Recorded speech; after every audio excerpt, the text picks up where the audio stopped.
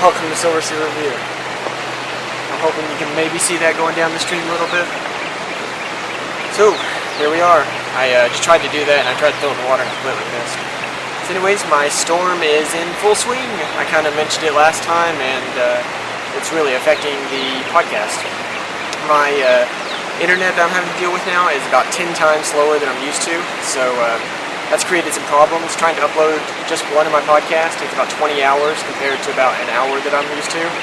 I guess that's even more than 10 times. Anyways, so I'm having to put the podcast on my phone and then go find some Wi-Fi and upload it there. And I'm trying to also upload the, that's just the video part. I'm trying to upload the audio part while I'm there as well. And some sites don't even allow me to do it from my phone, so I'm trying to do it from my house, and it's a hassle. And so if you happen to, for whatever reason, see the videos right when I upload them, I'm not doing any like details or anything until I get back to my home PC.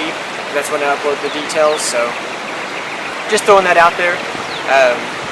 It also kind of affects my ability to watch movies and the amount of movies I'm doing, and it also, I'm living a lot further away than where I'm recording my podcast now, so that's been a big change, and there's a lot going on, but I'm not giving up on the podcast. Just know that if you see if I forget to post a picture on my Flickr or Twitter, or it doesn't get uploaded on time, that's why. I'm not going to continue on about the subject. Just this one time I wanted to tell you why everything is going on, and if anyone has any questions, feel free to ask, because I've never had any comments. But it is good that it's happening now, because no one's relying on me for uploads and no one is barely seeing any of my stuff, so yeah. Good or bad, hard to say. So the Greatest Showman finally came to our $3 movie theater, and I went and watched it last night. Oh my gosh, it was exactly what I needed. And I hate when people say, this is just what I needed, because they'll say something like that and then 5 minutes later they're right back to where they were. But man, I'm still pumped up, and I saw it last night, and after I got done seeing it, I mean, my entire trip home, about almost an hour drive, I was singing every word, every song on my CD, and I was super pumped up. And it really, I've got a ton going on this week, and it really gave me a kick to good motivation to get everything done. So the songs on it just really draw you in and pump you up, and it reminded me of why I'm in this storm, and it's because this is me. So I mean, this podcast, the jokes and quotes and movies I pick out, and the reviews that I do, and the updates on my life, that's all me. And maybe at the end of the year I'll get there and no one will care and I'll just stop doing the podcast, but that's fine, because it'll still be out there and it's still me and I love it. So there we are. Which, I'm actually getting close to a lot of limits on my podcast, so I'm going to start hiding episodes and deleting episodes, and I know there's people behind me, but they don't seem to be moving, so I'm just keeping going. Hopefully they're not too distracting. But anyways, so I think what I'm going to do is, it seems like SoundCloud's the main area that I get any listens to at all, so I'll probably keep my popular episodes up on there, and then I'll put in the description on YouTube where you can go, like other podcast sites, to see older episodes or episodes that weren't as popular, so that way they'll still be out there. And I'm going to stop.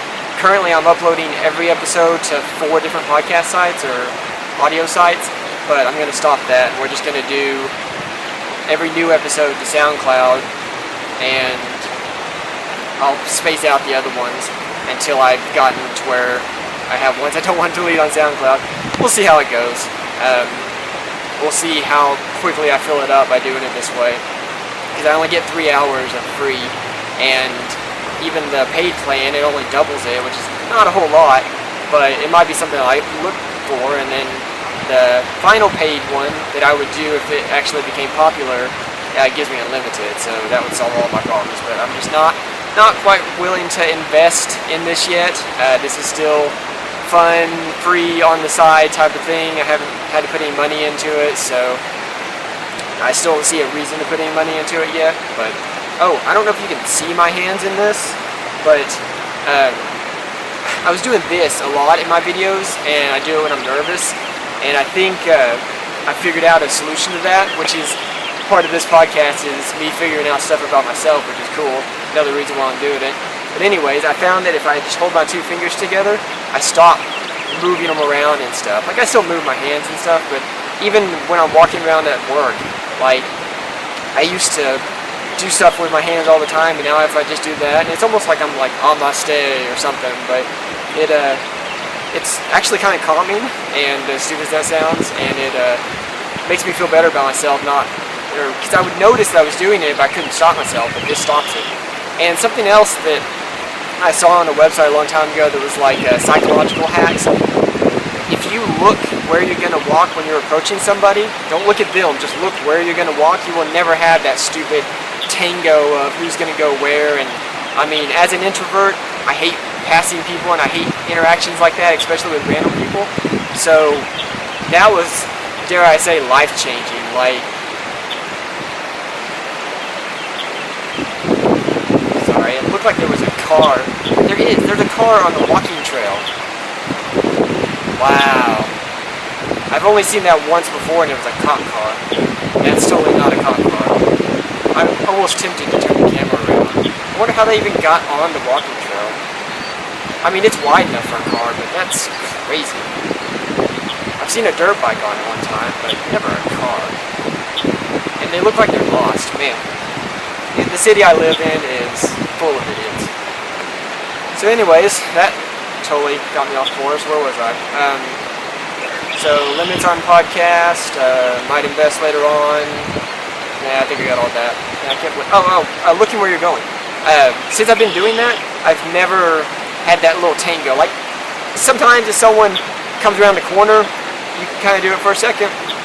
But for the most part, as long as I look where I'm going, it solves all my problems. So I wanted to pass that along for any other introverts that struggle with that and hate it more than the normal person.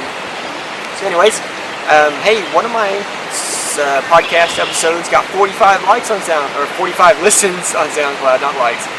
And I don't know if that was a glitch or what, or 45 people actually listened to it. That's pretty amazing if that's true. But just wanted to toss that out there. Man, if every single one of my videos or podcast episodes could get 45 likes at the end of the year, I would definitely invest in it. That'd be more than enough. Even if I get a core audience of 10 people, I will invest in keeping it going, because I still enjoy it. But like I said, I think by the end of the year I'll have reached my goals, so if I don't have anyone listening, my enjoyment level will be at a lower rate. Like, I won't be gaining anything from it, so that's why. Anyways, also, I think I said it earlier, but I won't be able to watch nearly as many movies, and that's going to affect the introduction part of my video, because I won't be able to talk about them. So just keep that in mind. I'll mainly just be able to focus on watching one movie that I'm going to review. But anyways, before all this storm happened, some movies I watched, Insidious Last Key, gave that one a 4 out of 10. Had a few jump scares, but I mean, not anything over the top, just like the other movies, other ones in the series. Sherlock Gnomes, 3 out of 10, barely watchable. It makes me mad that the creators of Kung Fu Panda did this one, because I love Kung Fu Panda, but both the gnome ones, what was the other one, Romeo and Juliet? Just not a fan. They're not all that funny, not all that entertaining. And the last one is Ferdinand, another animated movie. This one was much better, 5 out of 10. I mean, it wasn't great, but it was definitely worth watching. It was entertaining at the least. So, we are going to go into Ready Player One. And I'm giving this one a 9 out of 10. Yeah, it's good. Now, there's going to be spoilers in this. There's a lot to spoil in this, so if you haven't seen it, definitely don't listen to this, because part of what the movie has going for it is all the secrets and all the chasing down clues and solving clues and getting to the end and all that stuff. So definitely watch out for spoilers. I want to toss out a disclaimer. I am a big sci-fi and gamer person, if you don't already know that, so my rating's going to be much higher than I think most people. I would say for the general public that are not gamers or not huge sci-fi buffs, I would say it was about a 6 out of 10, but because I am, every moment in this, it was just like, oh, that's awesome, oh, that's awesome, oh, I can't believe they did that, I can't believe they put that in there. So that really boosted it for me, that much, 3 points. So there's that to consider. But there are so many references, I could talk for an hour just listing them all. And this is also one of the movies where I could probably watch it 10 times and always find something new. There's so much going on in the movie that it's just, and it's got beautiful visuals. So it's like beautifully made, and there's so much going on that you'll watch it over and over again if you like it, which I do, and I'm going to watch it until I've not missed anything in this movie. So it starts off in the year 2045, I'm pretty sure, and they've got drones that are delivering pizza, so that was completely believable. I'm going to turn around for a second just to see if there's people coming. Oh, just one person on the bridge, I'm good. So, that made it really believable, because I can see within the next, I don't know, 5 to 10 years that we'll have drones delivering our Amazon packages and pizza and all that sort of stuff, so. And it was, I don't know anything about the book. Obviously, I hate reading, and I don't read books. I've read one book since I got out of college, and that was because I just got sucked into it. I couldn't get out of reading it, and it wasn't that long. It was a decent book, but anyways, I hate reading. I listen to audiobooks all day long, but I'm not a reader. So I don't know anything about the book. So I don't know if 2045 is the year stated in the book, or if they purposely chose that year because it's not too far in the future. Because, I mean, a lot of this stuff was believable for that year. Like, in 2045, I could see us being in that position, maybe even sooner. So, that's kind of interesting. It was odd how they revered the creator of the virtual reality world as the Oasis, is the name of it, as a hero. And he was merely a person that let people escape reality instead of trying to fix reality. Like, nowadays, I don't know. I guess everyone's opinion is different, but I revere scientists as heroes, and they're the ones that are out there finding solutions, and new scientists and finding new solutions, and I mean, those are the people that are what I would consider keeping us going. So this kind of was backwards. Like, if someone, I would never say hero, like I would say it's amazing that, it'd be like a video game creator now. It's amazing they do the stuff they do. It brings lots of joy and entertainment, but I would never use the terminology hero. But there's that. I was already sold on the movie starting off because I had seen several trailers, and I saw all the cool references. So the entire time I've just been like, please don't suck, please don't suck. And they didn't. They came through. It was kind of weird that they call it, the thing they're searching for is an Easter egg, and I know at the end it literally is a golden egg made out of like energy or something that he's holding that he receives, but usually in video games an Easter egg is something that's always present, and you just have to, I mean, I guess in the game he designed that he had to play at the end, you had to go find a dot and bring it all the way to the start to do the Easter egg. Most games, Easter eggs to me are just like references to other things or little things that you can see, but not that you have to go on a quest for. Like this, you have to actually get 3 keys to get to it and solve all these clues. That's more of that's a quest, and and the egg at the end is a reward. That's not an Easter egg. Like an Easter egg is something that hardly anyone in the game knows about. Only the true fans know about, which we'll talk about that a little bit later. I kind of understand. But I don't know, to call it an Easter egg was weird for me. You just call it a reward, but I guess that's just how the movie went, or how the book goes. I keep referencing the book, because there's probably other movies I've seen that are based on books, but this one I've heard a lot about. Like, I heard about the book before I heard about the movie, or maybe at the same time, so.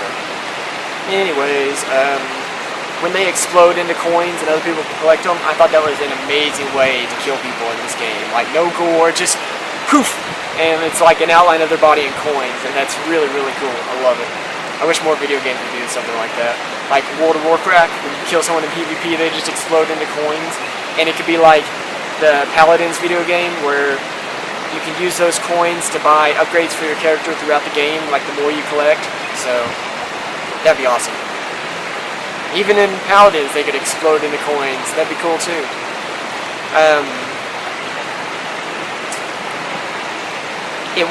I'm gonna go back to that only the people who are passionate thing. It was neat how the only people that could, sorry, there's like 10 ducks over there and they're all freaking out, so my eyes keep getting averted.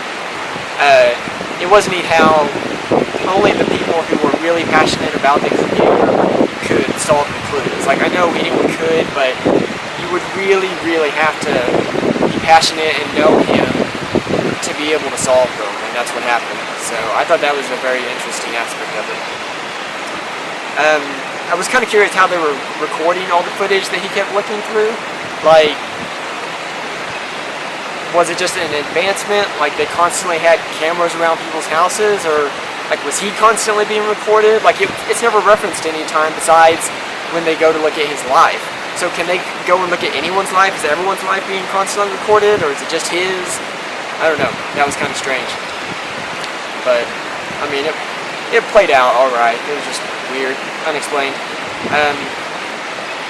I thought it was really funny how catfishing still happens, and of course how his best friend references catfishing and all the stuff that can happen, and then he technically was doing it, even though not in a malicious way. But yeah, I thought that was pretty interesting. I forgot to reference it, but I'm actually wearing my softball clothes right now. See? And gotta go to my company softball game after this, so that's why. If you can see my pants, I don't know if you can see them, but anyways, I know I'm random, I'm sorry. Yeah, so catfishing. I mean, so many people, when I met my wife online and went up to meet her, I'd already asked her to marry me before I'd ever seen her in person, and a lot of people brought up the catfishing thing, because at that time, online dating was just becoming a thing, and people especially weren't meeting on video games and dating, and meeting in the real world very much. So it was a completely new concept. Now it's a fairly well-known concept, so it's much more accepted now. I love the mercenary that was hunting them. He was extremely funny for being a bad guy. Like, he was kind of a dopey bad guy, but he was so good at his job for the most part, so I thought that was cool. The Avatar, gonna kill me because I can't remember her name, but the girl, the leading girl, she was even more beautiful in person than her avatar, and I couldn't believe that. Like, I couldn't believe that she would say, I don't look like my avatar, but she was even better than her avatar. So that took me totally off guard. Like, I mean, the scar did nothing to take away from her beauty, so I wasn't expecting that. It was very awesome, very welcome. The IOI, it looks a lot like LOL. So every time I saw them, I thought they were like the LOL police. I mean, I knew it was IOI, but still, like, laugh out loud, please. Did I miss something when all the friends were getting together, or did they just all happen to live in the same area? Like, I know it doesn't really show much of the rest of the world. It's almost like it's all in one city, but I feel like in the future there's still the rest of the world. And I know one of them said that the girl contacted them prior to being captured, but does that mean that they just traveled there really quickly, or they just happened to live there, or maybe I missed something else? But that was kind of strange. But they were just like all there, and I totally lost it when both Halo and Gundam was in this. I mean, lost it. Like, I was like, yes! Like, there's so many cool references, but to put, I mean, Halo was my childhood. Like, I had a SUV and I had Halo 2 text on the back of it and my gamer name on the front of it. And, I mean, that was my life, and all through high school. And in Gundam I had, when I was even younger, I had a ton, I'm talking like maybe 40 Gundam action figures, and I constantly played with them. And I actually ended up selling them at one point because I needed money, and I kind of wish I had now, but that's fine. I still have lots of other stuff from my childhood. But yeah, I kept them in that good condition. I constantly played them, and I was still able to turn around and sell them all. And I love the Gundam series, so that was really cool to have that in there. It, of course, wasn't in any of the trailers, so that was awesome. Oh, I loved how he seemed to buy, when he got the money, he seemed to buy all the stuff he was buying out of excitement, and it was, when he was doing it, I was kind of taken back a little bit, because I was like, dude, I thought you were better than this. Like, just because you got some money, you're buying all this stuff. Every single item came into play in the movie at the perfect time, and it all helped him. Like, I couldn't believe it. Like, I'm not sure, I just said like way too many times. I'm not sure if he intended that, or if it was just a complete coincidence that every single item he bought came into play, but that was impressive. Like, I said, thank you, what is up wrong with that? That was very impressive. Like I said, I was taken back that each one had its own little place. And the ending to it, very good, all around good. I mean, from the creator to what they decide to do with owning it, and how the bad guy ended up not shooting him, which was kind of weird, but I mean, I know he saw him crying and stuff, but I guess he did still have a good side. So, yeah, just all around a very good ending, and I don't really know what they could have done better to make it a 10 out of 10. I mean, it just wasn't quite there, but it was close. And like I said, I think mainly it's because I'm a gamer is why I was rating it so high. Still, awesome movie. Very glad I watched it, and very glad it didn't suck. It took all my references and made them glorious. All the references I like. Alright, so we're going to go on to the recommendation, and this is going to be Chitty Chitty Bang Bang from 1968. I'm going to read the description for it. A British musical adventure fantasy film. It's about Jeremy and Jemima, who live with their father, who's an inventor, and their grandpa, who's an adventurer. They meet Truly Scrumptious, and while they're on the beach, and Truly Scrumptious is a female, and she falls in love with their dad, and they like her. It's all good. And when they're on the beach one day, they listen to a story about the crazy antics of Baron Bombast, who wants a magical car and hates children. And when I say listen to a story, they actually go into the story and start playing it out. And I usually try not to throw any spoilers out on this one, but this car, it can do several different magical things, and that's why he's wanting it. And I'm already, I'm a sucker for musicals, and then I'm also, when you throw in sci-fi, I'm all about it. And I wouldn't say this is an overly sci-fi movie, but it definitely has properties of it, of fantasy. And the movie is really awesome. It's got several good themes that go on throughout the movie. Forgiveness, family, doing what's right, and it's got lots of jokes, lots of laughs throughout the movie. It's not, I wouldn't consider it a comedy, but it is a very feel-good movie. And the style is, like the style of the characters, it's really strange. Like, they're definitely human, but I don't know, they just play on different features of them, and the theme of it is very strange too. But I would definitely put this up against the Wizard of Oz any day. Like, I mean, I love the Wizard of Oz, but I think I love Chitty Chitty Bang Bang more, just because I guess they both have songs, but I like the songs better on that one, and the themes and everything. So there's a duck really close to me making waves. So that's gonna be it for the movie recommendation. I don't have pockets, so I couldn't store my phone. I didn't want to hold it the whole time. So we're gonna go on to the jokes and quotes. So I burned 2,000 calories today, and that's the last time I take a nap with brownies in the oven. Alright, want to throw out a warning, don't buy Velcro, it's a complete ripoff. Alright. The quotes. People don't change, they just become clearer visions. I should have just read it. Clearer versions of who they really are. And people can change, But even then, when it looks like someone has changed, if you get down to the roots, they were always that person. You're just able to see more of it. And I mean, that's true for me, especially true for me, because I mean, I've gone through a lot of stages in my life, and the person I am now, who I'm meant to be now, who I love so much, I still had the roots when I was a child, and I still pursued some of this stuff, like, for example, kayaking, my second favorite passion. Love kayaking. When I was younger, my parents took me camping and canoeing, and I was constantly around water, but it never really stuck until now. So I was always exposed to it, so it's not like I can say, man, I wish I would have gotten into this when I was a child. A lot of the stuff I like now, I was exposed to when I was a kid. It just didn't stick. But I still enjoyed it. It just wasn't something that I wanted to be passionate about.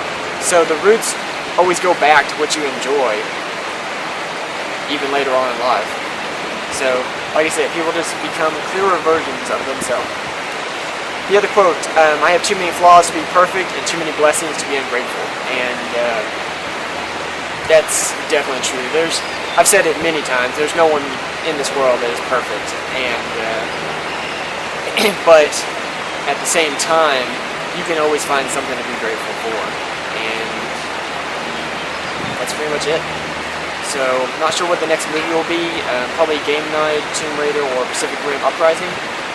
And you can look down in the description for, if you're listening to this, I should have my YouTube link. Also my podcast and Facebook and Twitter and Pinterest and all those. And if you want to check me out on Flickr, I'm trying to upload a picture a day and also share it on Pinterest and Twitter. And when I do it on Twitter, I try to put some sort of little message with it sometimes. But like I said, right now I'm not doing a great job. But my Flickr is SilverC_review, so definitely check that one out. And I will see you guys next time. Take care.